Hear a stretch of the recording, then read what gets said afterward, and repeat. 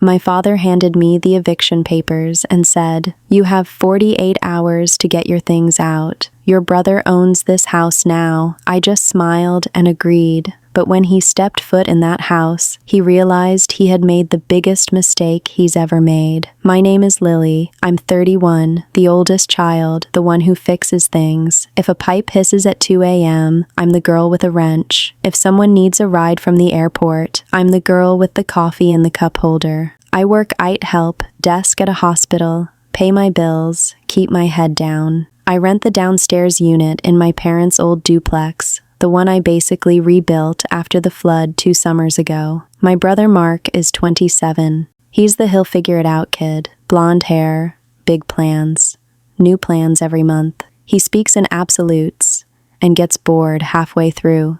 Somehow it always lands on me to finish what he starts. I used to think that was love. Now I think it was training. Growing up, Mark got the lead in the school play. I got to run the lights. Mark got a car at 16. I got the lecture about earning things. Mark got he's special. I got she's solid. You can't frame solid. You just carry it. I remember being 9, standing in a hardware store with Dad while he picked screws. He said, "Girls like us don't complain. We just hold the line." I thought it was a badge. It was a leash. I didn't move out after college. It wasn't a plan so much as a drift. Grandpa had left the duplex to Dad for the family. The upstairs needed work. The downstairs was livable, but damp and old. I told Dad I'd stay, do the repairs, and pay rent to help with the mortgage. He nodded like I'd solved his Sudoku. I learned how to float drywall from YouTube. I replaced outlets, found the main shut-FF, mapped the breaker panel. I logged everything in a Google Sheet. Date, cost, hours. Every fix I made me feel more like a person. Mark breezed in and out. "Love what you've done with the place," he'd say, taking leftovers. Mom would pinch my cheek and whisper, "He's trying." Then she'd ask me to transfer $150 for the gas bill because your father's paycheck is weird this month. If my life had a soundtrack, then it was the washing machine and my own breath. It wasn't bad. It was just small. I told myself, small is safe. On a Tuesday evening in May, I came upstairs to return Dad's socket wrench. The kitchen smelled like lemon cleaner. Mark sat at the table with Mom, tapping his phone. Dad stood by the sink, looking at a manila envelope like it might yell. "Hey," I said, "the outlet in the hall is fixed." Dad didn't say thanks. He looked at my hands, then my face, and cleared his throat. "Lily, sit." I sat. Mark didn't look up. Mom folded a dish towel in half, then in half again. Dad pulled out papers, thick, official-looking, brittle with staples. He slid them across the table. "You have 48 hours to get your things out," he said, voice flat. "Your brother owns this house now." The words hit like a cold glass of water down my back. Mark finally looked up and gave this amused, tight smile, like we were on a game show. "It's nothing personal," he said. "It's timing." I looked at the papers, then at my father's hands. Calluses I'd matched since I was a kid. My mouth did something before my brain did. I smiled. I nodded. "Okay," I said. No one moved. In the silence, the fridge hummed. A drop of cleaner ran down the cabinet and made a wet comma on the floor.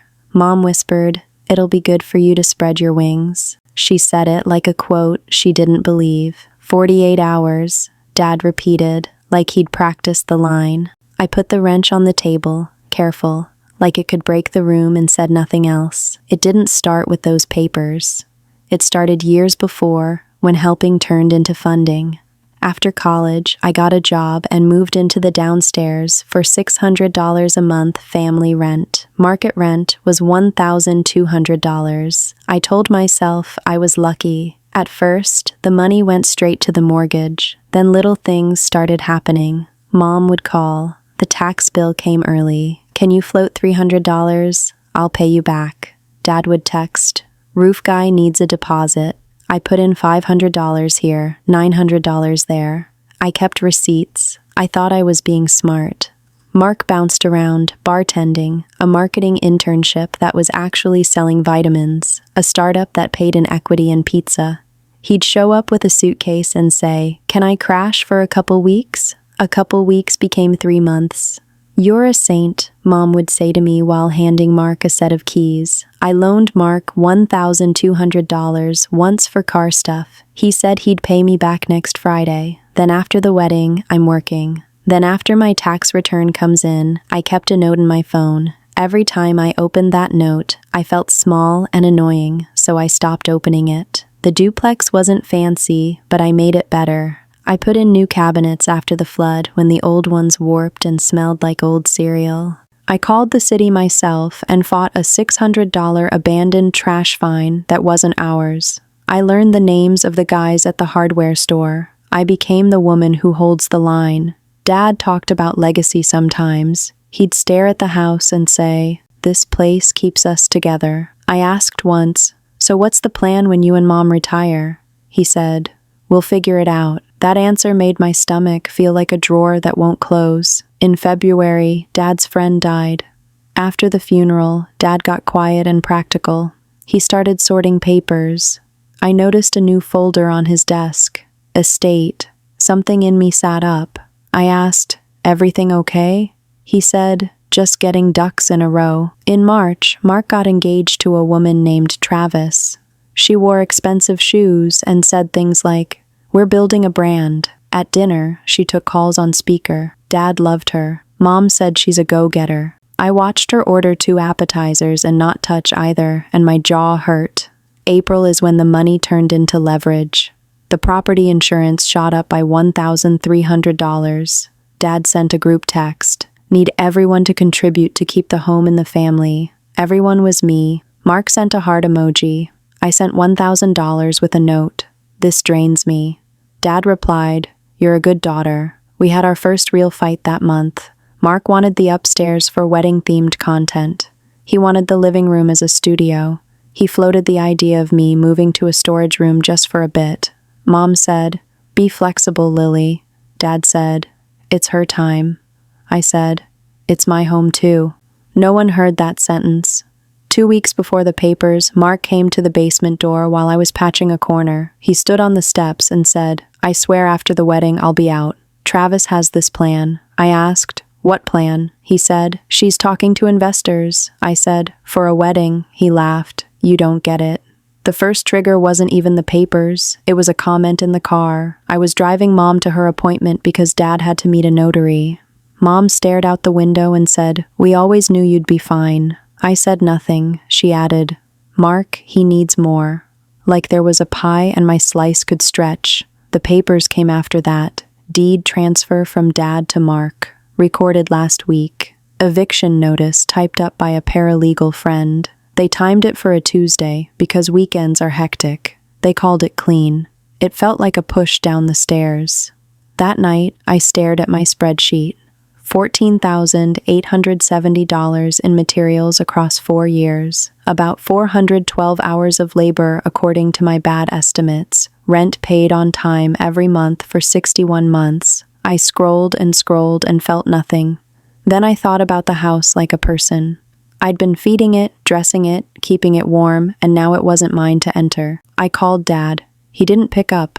I texted Mark, "Can we talk tomorrow?" He replied instantly, "Busy." "It's done." Travis followed up with a thumbs up. I didn't sleep. I made coffee and canceled my Netflix like a person packing for a trip. I took a photo of the hallway I painted. I ran my hand along the new post I sanded. It was smooth. For a second, I felt proud, then foolish, then angry, then weirdly calm. In the morning, Dad knocked and opened the door like he always did. "We'll help you pack," he said, like I'd asked. I said, "Don't touch my things." He blinked, surprised. I'd drawn a line on the floor. Then he nodded and left, and the clock started. The family meeting happened on Saturday. Mark wanted a moment before he and Travis took possession. He said those words with a straight face. Mom made lemon bars. Dad put on the polo he wears to serious chats. I wore my work hoodie with drywall dust in the seams. It felt like armor. We gathered in the living room I'd painted twice. Mark held a folder with tabs, each one labeled in pink. Travis leaned back on the couch like she owned gravity, Okay, Mark started, clapping once. So, this is going to be smooth. We're keeping the tenant. He nodded at me. Month to month just until we monetize the upstairs. Then we'll look at market rate. Dad grunted. Approval. Mom said it's best for everyone. I looked at the lemon bars. I thought, say the thing, not the clever thing, the true thing. No, I said. Silence. Even the fridge stopped. Mark laughed. No to what? No to being your month-to-month safety net. No to paying for your content dream while you raise my rent. No to packing up my life in 48 hours like a bad guest. Dad sat forward. We've made the decision. Don't be dramatic. I'm being specific, I said. I pulled out my own folder, printed emails, receipts, a copy of my lease renewal from last year. I have a signed lease through December. It's legal. You can check. Travis smirked. You can't lease from your family without... It's not from family, I said, tapping a line. It's from the LLC. Dad put the house into it last year to save on taxes. Remember, Dad? His eyes flicked. Your friend at church drew it up. You signed as manager. I signed as tenant. It auto-renewed. 60 days notice. No cause eviction isn't allowed here anymore. It changed last summer. Mom's hand went to her chest. Mark's face went tight. Travis reached for her phone. I don't want to fight, I said, voice steady, but you don't get to take my home and my work and call it legacy. I slid a stack of receipts across the coffee table. Here are materials I paid for, $14,870. Here are bank transfers for insurance and taxes, $6,400. Here are screenshots of messages asking me for help. I helped. You can call it love. I'll call it invoices. Dad stood up. You're making this ugly. I stood too. No, I'm making it true. Mark pointed a manicured finger. You're trying to punish me because Dad chose me for the deed. You always resented me. This is revenge. This isn't about revenge, I said, and it came out calm and low. This is about closure. I let the words sit there. You're adults. Make your choices, but you don't get my silence anymore. My line is here. I'm not your backup plan. I'm not your bank. I'm not your free superintendent. Travis started to talk about liability exposure. I held up a hand. If you want me out, follow the law. If you want to talk, talk in writing. No more hallway decisions. Dad's voice came back hard. You, ungrateful. After all, I said quietly, and he stopped like I'd pressed a button. Mom whispered, Lily, please. I looked at her, and my throat hurt. I love you, I said, but I'm done being the one who carries it.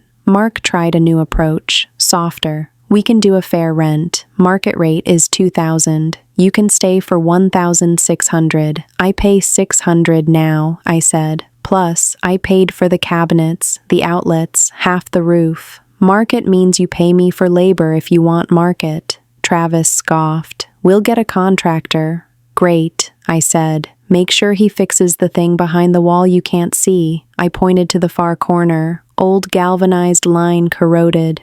It'll burst in the next 2 months. Water goes everywhere. The main shutoff sticks. You have to hit it twice. The city will fine you for water runoff if it floods the alley. Also, the upstairs bathroom fan is venting into the attic, mold. You'll want to pull that before your wedding content. Mark's mouth opened and closed. Dad rubbed his forehead. I'll be out on my timeline, I said, not yours. And when I'm gone, we're square. No more transfers. No more. Can you float us? I won't be in the group chat if it's about money. Who do you think you are? Dad asked. A tenant with a lease, I said. And your daughter? The room swayed with the weight of it. I felt sick and clear at the same time. I'm not fighting you, I added. I'm informing you. Email me. I picked up my folder, left the lemon bars, and walked downstairs. I closed my door. It felt like closing a book. The calls started that night. 9 missed calls from Dad, 5 from Mom, 3 from Mark, 1 from a number I didn't know, Travis's lawyer friend. I put my phone face down and washed dishes slowly, like I had all the time in the world. At 8:12 p.m., Mark texted, "Okay, we're willing to give you until end of June. New rent, $1,600 starting June 1st. I didn't reply. At 8:40 p.m., "Dad, we do not want to go to court. Be reasonable." Then, "You are breaking your mother's heart." Then, "Where is the garage door opener?" I placed the opener on the counter and took a photo for my records. The next morning, I forwarded my lease to Mark and Dad with a short note. As discussed, I'll vacate by July 31st. Rent remains per lease, $600. Communications in writing. My hand shook. My voice in the email did not. The clock kept ticking, but it belonged to me now. I made a moving budget. Truck $140. Deposit for a new place, $1,200. First month's rent, $1,200. If I could find something small and clean. I listed my couch on Facebook for $80. A guy named Ben picked it up in a truck and said, "Heavy." I said, "Yeah." On Wednesday, the city inspector came for the annual rental check. I let him in. He looked around with a clipboard and said, "You've kept it nice." He failed the property for the upstairs bath fan and a loose handrail. He left a yellow paper tape to the door, 15 days to fix. 10 minutes later, a bang upstairs. Mark's voice through the floor. "What is this?" Then Travis. "It's a minor thing." Then Dad. "It's always something." At noon, I got an email from Mark. "We need you to meet the inspector next week for a recheck since you know the systems." I replied, "I won't be handling maintenance. Please contact the contractor." 2 minutes later, "But you live there," I typed. Being close is not the same as being responsible. Money messages stacked like plates. "Mom, could you spot us $350 for the water bill? We'll send it back Friday." She'd used that Friday before. I wrote, "I can't." I stared at those 2 words for a long time. They kept me up that night, and then oddly helped me sleep the next Friday. I toured a studio above a barbershop. The landlord was a tired woman named Patrice who said, "It's not the Ritz, but it's quiet after 7. The windows faced a brick wall. It smelled like pine cleaner and warm dust. It was $1,100. I said, "I'll take it." I put down the deposit with hands that felt too big. Back at the duplex, Mark and Travis showed up with a contractor in gray shorts. I heard them doing owner voice. "We want an open concept here," Mark said upstairs. "You can't say that to a century-old duplex and expect it to thank you." At 3:17 p.m., the contractor knocked on my door. "You Lily?" he asked. I nodded. "Where's the main?" I showed him. He tried the valve. "It's stuck." "Huh?" he said. He hit it once, twice, and it went. Water shook the pipes. He looked at me. I looked at the timing like a person watching a storm form.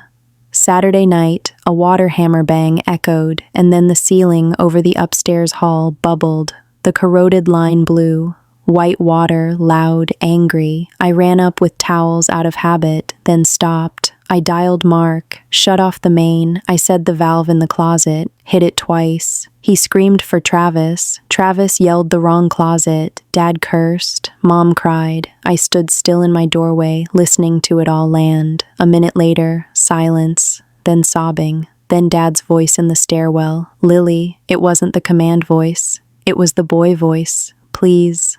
I walked up slow, water pooled. The fresh owner contractor stood on a chair and looked at the ruined plaster like it had betrayed him. Mark stood with mascara smudges. "You knew," he said, not a question. "I told you Wednesday," I said, "and last month, and last year."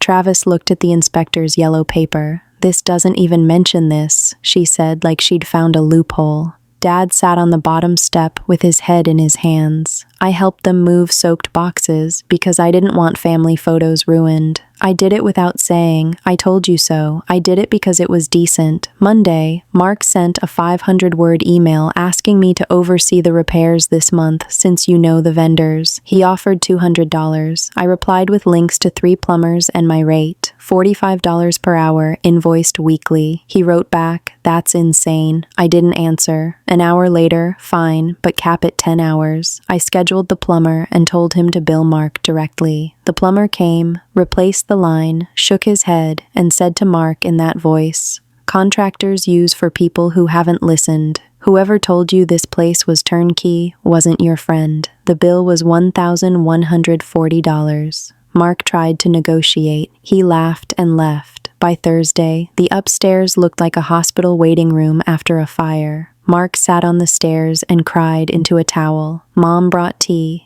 Dad stared at me like a problem set he couldn't solve. I stood with my back against the wall and felt impossible relief. I packed in pieces, 6 boxes Monday for Tuesday, 3 big trash bags Wednesday. I labeled each box like a person who plans to see them again. I found a list of Mark's old Friday paybacks in a notebook. $1,200, $600, $350, $90. I put the paper in the trash, then took it out. Then put it back in. Let go, I told myself, or at least don't carry it to the new place. When the re-inspection came, the upstairs fan still vented to the attic. The inspector frowned. 15 more days, he said to Mark. After that, it's a fine. Mark glared at him like the calendar was his fault. That night, Dad cornered me at the bottom of the stairs. "We can fix this if you stop being stubborn," he said.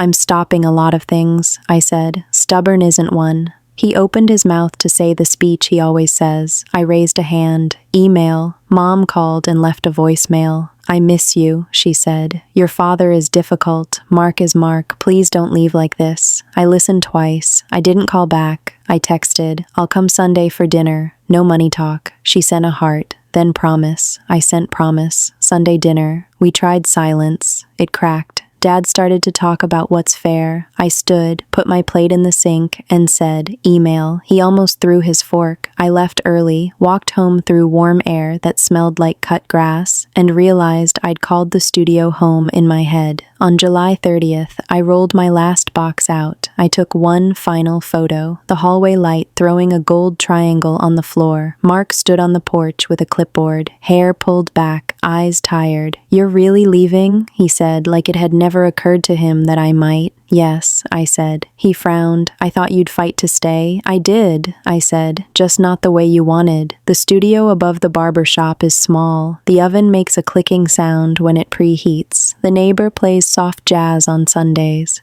The window faces brick, so the light is always filtered like morning. I set up a cheap desk and a plant I named also Lily. It lives. I build a new routine that feels like a promise I make to myself. Out the door at 7:15. Coffee from the bakery where they know my name by the second week.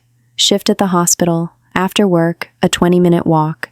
Sometimes I read. Sometimes I fix nothing. The first week I counted the missed calls. 27. Then it went down. 12. Then 4. Now it's one every few days from Mom. A photo of a casserole. A picture of the cat. I answer those. I don't answer the group chat if it contains the word bill. My thumb hovers. It moves away. I breathe. Money feels different now. It's not a test I have to pass. It's just days and hours turned into groceries and rent. I set up an automatic transfer to a savings account named Not an Emergency. I send $50 every Friday. It's small. It's mine. Mark texted me a photo last week of the upstairs with new paint. "We fixed the fan," he wrote. "Travis says we're pivoting to long form." I wrote back, "Good luck." He sent a thumbs up. It didn't cost me anything. Dad hasn't apologized. He might never. He sent one email. "We did what we thought was best for the family." I wrote, "I know. I did too." He didn't reply. People think closure is a door slamming. It's not. It's learning which doors you don't walk through anymore. If you ask me what I got out of this, I'd say I got myself. I got the knowledge that I don't have to be the floor everyone stands on. I can be a wall. I can be a door. I can be a person who says, email me, and then lives a life that isn't a reaction to everyone else's emergency. This isn't revenge. This is boundaries. It's looking at a bill and asking, is this mine? If it is, I pay it. If it isn't, I don't. That sentence is the moral I wish I'd learned at 9 in the hardware store. My name is Lily. I'm 27. I hold lines that belong to me, and I'm done holding lines that